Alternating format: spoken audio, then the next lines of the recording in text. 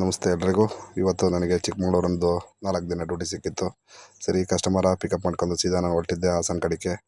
ಹಂಗಂದು ನಾನು ಮಂಗಳೂರು ರೋಡ್ ಹಿಡ್ಕೊಂಡು ನಮ್ಮ ಮಂಗಳೂರು ರೋಡಿಗೆ ಎಂಟ್ರಿ ಆದೆ. ಮಂಗಳೂರು ರೋಡಿಗೆ ಎಂಟ್ರಿ ಆದಮೇಲೆ ಸೀದಾ ಕರ್ಕೊಂಡು ಹೊರಟೆ. ಕಸ್ಟಮರು ಟಿಫನಿಗೆ ನಿಲ್ಲಿಸಿ ಅಂದರು. ಉಡುಪಿ ಗಾರ್ಡನ್ ಹೋಟೆಲ್ ನಿಲ್ಲಿಸಿದೆ. ಟಿಫನ್ ತಿನ್ನಿಸ್ಕೊಂಡು ಸೀದಾ ನಾನು ಹಾಸನ ಎಂಟ್ರಿ ಆದೆ. ಹಾಸನಿಗೆ ಎಂಟ್ರಿ ಆಗ್ಬೇಕಾದ್ರೆ ಏನೋ ಮನಸ್ಸಲ್ಲಿ ಒಂದು ಖುಷಿ. ಇದು ಡೈರಿ ಸರ್ಕಲ್ ಹತ್ರ ಹೋದಾಗ ನೆನಪಾಗುತ್ತೆ ನಾನು ದಾಳಿದೆಲ್ಲ. ಯಾಕಂದರೆ ನನ್ನ ಸ್ವಂತ ಊರು ಹಾಸನ್ನೇ. ಹಾಸನ ದಾಟಿದ ಮೇಲೆ ಸೀದಾ ಆಗ್ರೆ ಹೋಗಿರೋದು. ಏನೇ ತೊಗೋಬೇಕಂದ್ರೆ ನಾವು ಈ ಸಿಟಿಗೆ ಬರ್ತೀವಿ. ಖುಷಿ ಆಯಿತು ನನಗೆ ಆಗ್ರೆಯಿಂದ ಹೋಗ್ಬೇಕಾದ್ರೆ. ನಮ್ಮ ತವ್ರ ಮನೆಗೆ ಬಂದಿದ್ದೀವಿ ಅನ್ನೋ ಥರ ಫೀಲ್ ಆಗ್ತಿತ್ತು ಮನಸ್ಸಲ್ಲಿ. ಅದಾದಮೇಲೆ ಬೇಲೂರಿಗೆ ಬಂದ್ವಿ. ಬೇಲೂರು ಅಷ್ಟೇ ನಮಗೆ, ನಮ್ಮ ತಾಲೂಕು ಬೇಲೂರು.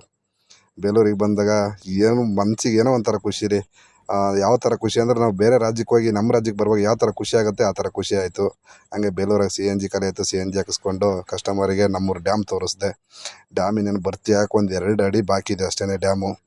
ಇನ್ನೇನೇನು 2-3 ದಿನದಲ್ಲಿ ಮಳೆ ಬಂದರೆ ಭರ್ತಿ ಆಗಿಬಿಡುತ್ತೆ ಡ್ಯಾಮು. ಖುಷಿ ಆಯಿತು ಡ್ಯಾಮ್ ನೋಡಿ. ಒಳಗಿರೋ ಡ್ಯಾಮ್ ನಾನೇ ನೋಡಿಲ್ಲ.